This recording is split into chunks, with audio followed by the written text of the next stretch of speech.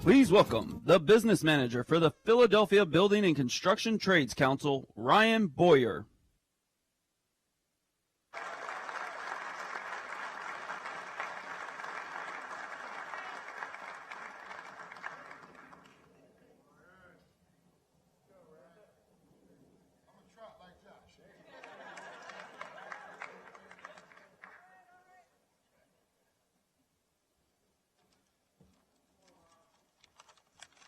Thank you. First, let me welcome my loud, rowdy sisters and brothers from the Philadelphia Building Trades. Come on.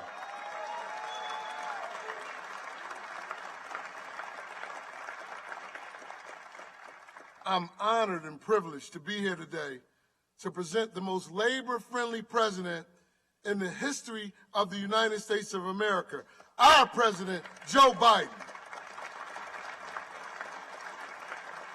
Joe Biden has prioritized the needs of working families, union families, more than any other president in the history of our nation.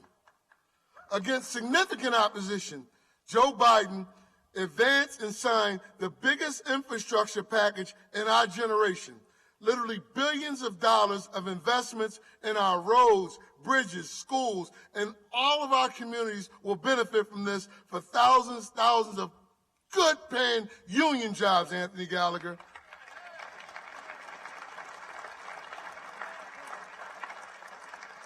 And with the help of my good friends at the Building Trades, Jim Snell, all the guys here, Mark Lynch, we will have a well-trained, well-prepared union workforce ready to go. These jobs and opportunities they present will change the trajectory of many of our communities. And that's really just the beginning. Joe Biden has earned our support time and time again. Next year, we will send him back to the White House to continue this critical and most important work.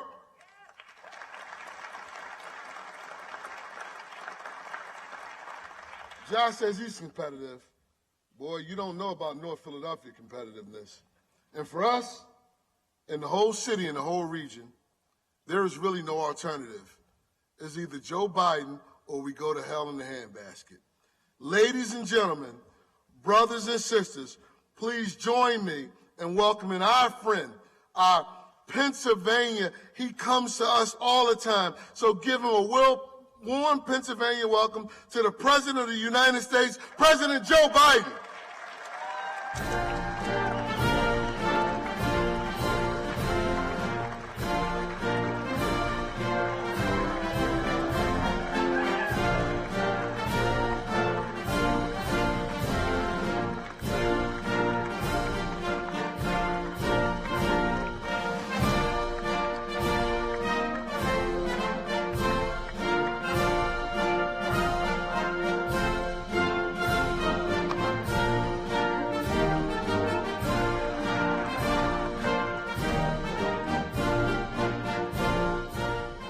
Everybody, it's good to be almost home.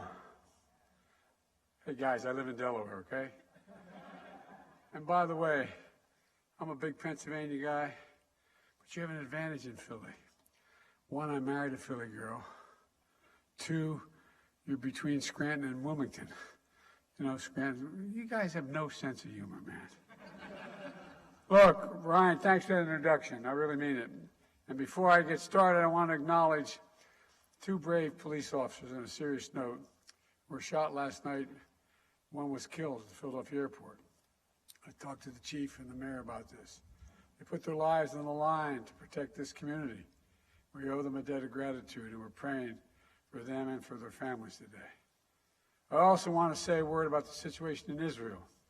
The more we learn about the attack, the more horrifying it becomes. More than 1,000 innocent lives lost, including at least 27 Americans. These guys make Al-Qaeda look pure. They're pure evil. As I said from the beginning, the United States, make no mistake about it, stands with Israel. The United States stands with Israel. Secretary of State Blinken was in Israel yesterday, and Secretary of Defense Austin is there today. We're making sure Israel has what it needs to defend itself and respond to these attacks.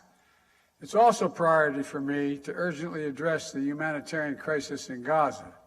At my direction, our teams are working in the region, including communicating directly with the governments of Israel, Egypt, Jordan, and other Arab nations, and the United Nations to surge support and humanitarian consequences for Hamas attack to help Israel. You know, we can't lose sight of the fact that the overwhelming majority of Palestinians had nothing to do with Hamas and Hamas's appalling attacks, and they're suffering as a result as well. This morning, I spoke with the family members of all those Americans who are still unaccounted for on a Zoom call for about an hour and 10, 15 minutes. They're going through agony, not knowing what the status of their sons, daughters, husbands, wives, children are. You know, it's gut-wrenching. I assured them my personal commitment to do everything possible to return every missing American to their families. We're working round the clock to secure the release of Americans held by Hamas in close cooperation with Israel and our partners around the region. We're not going to stop till we bring them home. Folks, now for the reason to be here. Secretary Granholm, no one's more enthusiastic about building our clean energy future than you are. And I got so many friends here today. Pennsylvania delegation, Josh Shapiro, Governor, Mayor Kennedy's an old friend, one of my closest friends in the Senate and in politics, Bobby Casey. Representative Brendan Boyle is always there. And I have Governor John Carney from Delaware and Tom Carper, two of the best people I've ever worked with. The New Jersey delegation, Donald Norcross. I kid Donald all the time that Delaware's small, but we own the Delaware River up at the high water mark in New Jersey. By the way, there's a lawsuit that actually happened. Anyway, and he couldn't be here, but Cory Booker is a good friend, and who's on the ground in Israel. And when the attacks occurred, from everything he's doing to support the people of Israel. And I also want to thank him for pushing so hard for the projects we're about to talk about. And Governor Phil Murphy couldn't be here, but he's also a strong, strong supporter. And one thing before we get started, let's go Phillies. You watch that game last night? Yo! Between the Phillies and Eagles, man, it's a good year, man. This is a good year. We're going to win the series and the NFL. Look, and if I didn't say that, Bobby Brady would be up on the stage here with me. Look, you heard me say it before. When I think climate, I think jobs, good-paying jobs, union jobs. By the way, I'm serious. Look, let me get one thing straight about unions. The reason I'm so pro-union, the middle class built America. Wall Street did not build the middle class. Unions built the middle class. That's why. That's not a joke. I'm deadly earnest about that. And it's especially true when it comes to clean energy and manufacturing. When the public sector and the private sector come together, proving we can do big things in America. One of the things that I worried about was that, we talked about people, there used to be an argument that you can't have industrial policy dictated by the government. Well, guess what? I found that when the government invests in the needs of the American people, invests in America and the American people, guess what? The private sector jumps on real quick. In fact, I've asked CEOs this question repeatedly. When the United States invests considerable resources in new industry, does it encourage or discourage businesses to get in? And the answer is clear. It encourages them to get in. Federal investments attract private sector investments. A lot of it. Creates jobs in industries like clean energy and demonstrates we're all in this together. And that's what this is all about today. I'm here to announce one of the largest advanced manufacturing investments in the history of this nation. $7 billion in federal investments. It's going to attract $40 billion in private investment in clean hydrogen and power in the economy. Spread over 16 states, creating tens of thousands of good-paying jobs, many of them union jobs, most union jobs. It's a $50 billion investment on our economic competitiveness, a stronger, energy-secure economy, and combating the existing threat of climate change. It's all part of my plan to make things in America. You know, there was a law early on that I forgot about, which was that back in the 30s, during the Roosevelt time, it said it wasn't only good, but we should encourage, when the president has money to spend that the Congress gave him, that president should do two things. One is make sure he or she invests that money by making sure that that money is being spent on American projects by American workers with American products. And guess what? Presidents all along kept saying, well, we have exceptions. We only 30% need to be that, only 40%. Well, guess what? I changed that.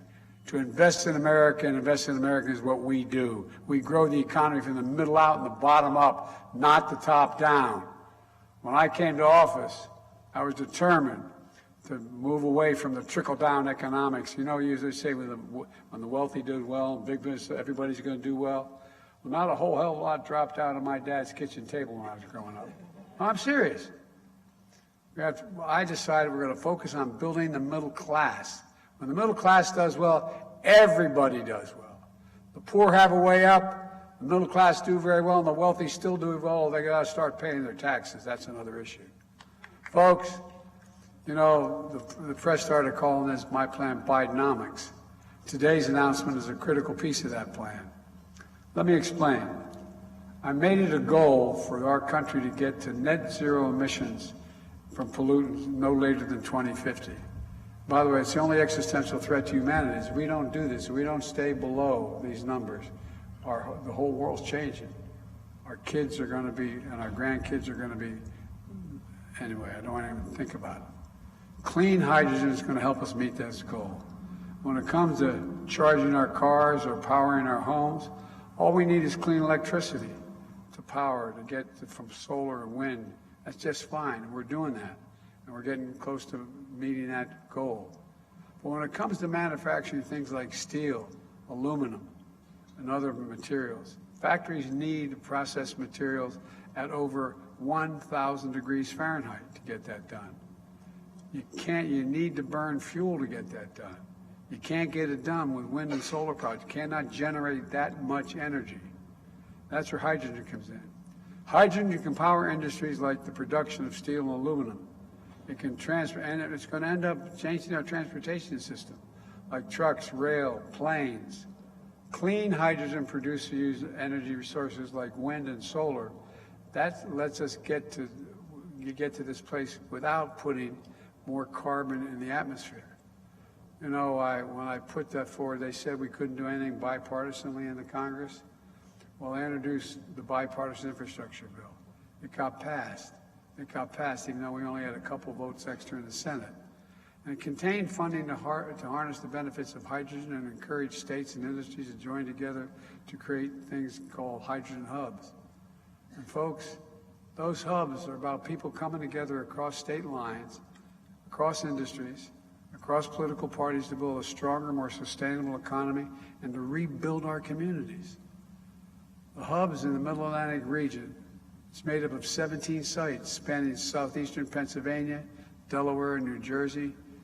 And the hubs are existing infrastructure supporting oil industry and oil pipelines and refineries and repurpose and regenerate, store, transport, and use clean hydrogen instead.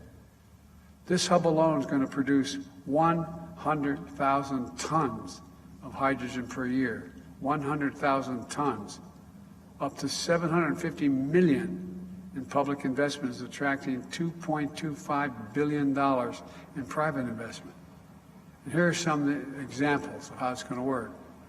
The Delaware City refinery in my state, vacant, owned by Chesapeake Utilities in Georgetown, Delaware, and a former jet fuel terminal in New Jersey, all use renewable energy like solar power to produce clean hydrogen. Plumbers, pipe fitters, we're going to replace and retrofit oil pipelines to transport the hydrogen here. Where fueling stations at the Port of Philadelphia in partnership with Philadelphia Gas Works will provide clean hydrogen to people to power trucks, heavy-duty equipment, operated by longshoremen and Teamsters. That'll mean cleaner air, since the equipment that runs on hydrogen produces fewer emissions than diesel.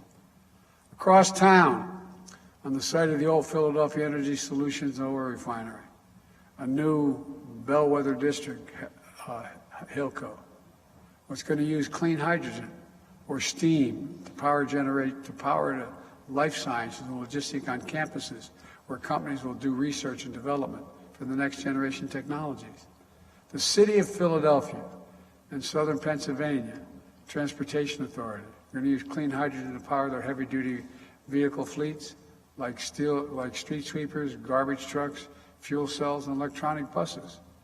The DuPont Company in Delaware is going to use hydrogen to power their research and development operations at one of the most extensive power experimental stations in the world in Wilmington, Delaware. Here in the Mid-Atlantic hub, every single one of these projects will use project labor agreements. That's another way of saying union. And by the way, here it's going to create 20,800 jobs. 20,800 jobs here in this hub. Plumbers, pipe fitters, electricians, laborers, and so much more. Look, we're not just creating jobs here in the region. In western Pennsylvania and Ohio, West Virginia, Hydrogen Hub will bring another source of good-paying jobs to the coal communities, so workers who powered our nation for generations can now work and produce clean hydrogen, just like we've seen them start their careers reclaiming abandoned mines, manufacturing advanced batteries, and the solar industry, because they deserve it. They powered us for so long, just like my hometown of Scranton. The same communities that were once thriving coal mining and power plant towns will now be the center of our new clean energy economy. We're restoring hope and opportunity and dignity along the way.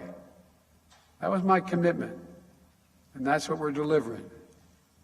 We're doing the same thing at a hub in the Midwest, a hub in California, and another hub in the Dakotas and Minnesota. All across the country, from coast to coast, in the heartland, we're building a clean energy future here in America, not somewhere else. Taken together, the emission reductions from these hydrogen hubs will be the equivalent of taking 5.5 million gas-powered vehicles off the road. 5.5 million.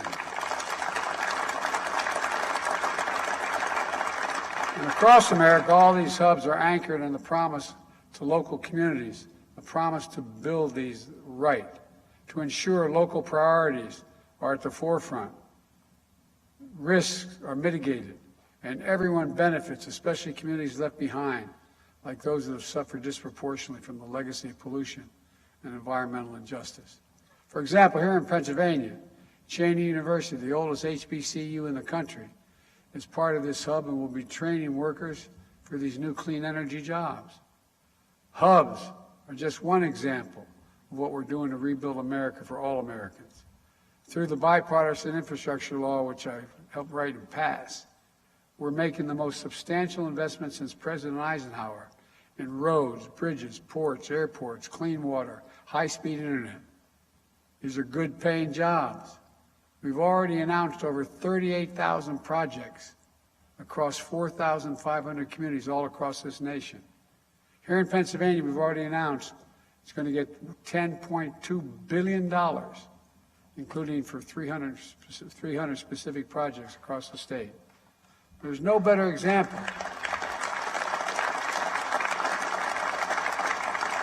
There's no better example of how we're rebuilding America, doing big things right here in Philly, where union labor, a great team effort to get I-95 back up and running in just 12 days with the help of the governor after a section of that highway collapsed.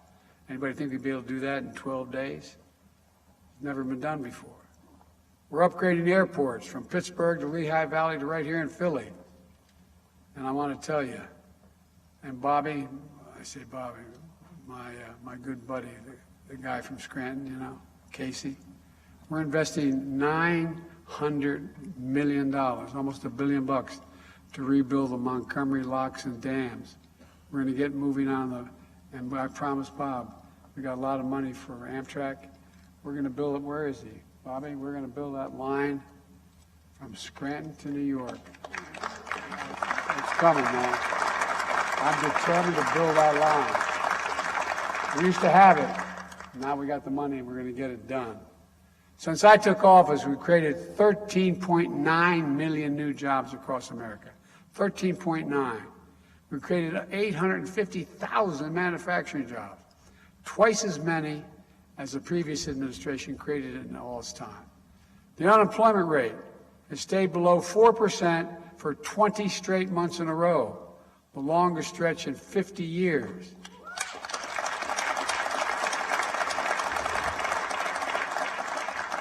We've achieved a 70-year low on unemployment rate for women. We've seen record low unemployment for African Americans and Hispanic workers and people with disabilities. This is everybody, not just a few people. This is everybody.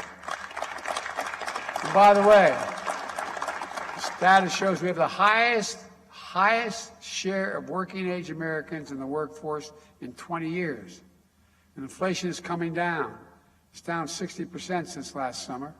Core inflation is the lowest level in 2 years, and now we have the lowest inflation rate of any G7, any major industrial country in the world.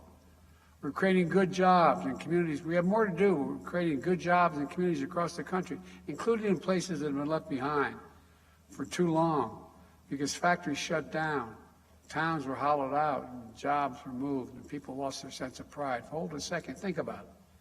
How many small towns you know in Pennsylvania and all across the Midwest where there was a factory that for 30, 40 years, people were able to work and have a good, decent salary, live a middle-class life. And all of a sudden, corporate America decided, I'm going to find cheaper labor overseas. I'm going to send a job overseas and import the product. Not anymore. When those jobs move overseas, they're bringing them back, and we're bringing them back big time, big time.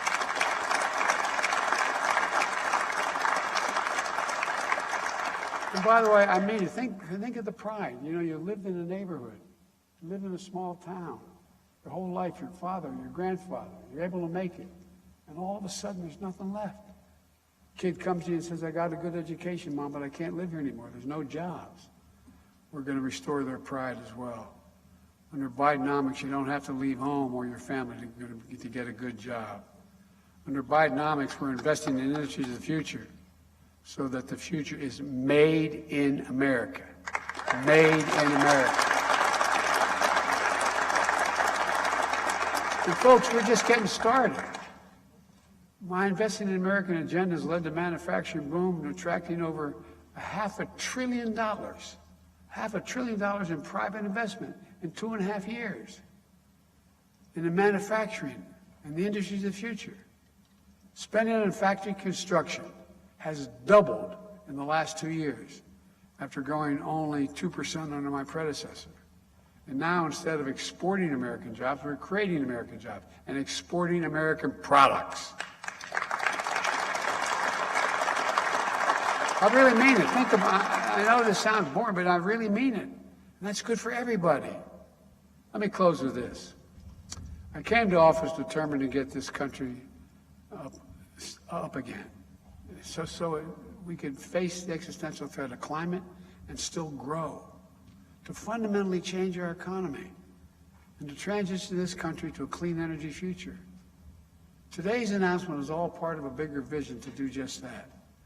We're going to invest in the Inflation Reduction Act that we passed. I was able to put in $369 billion. $369 billion. And by the way, I reduced the budget by $1.7 billion. Okay? I reduced the debt while doing this.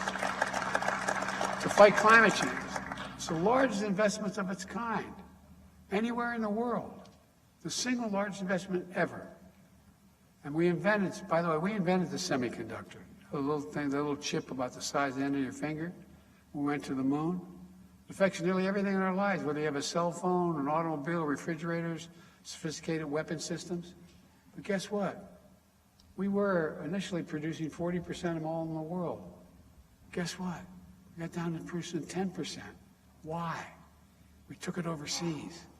So I proposed legislation, which I thought would be a slam dunk to pass, but we had a little bit of resistance from my MAGA friends, and signed it. And as a result, semiconductor companies all over the world are investing hundreds of billions of dollars to bring chip production back home.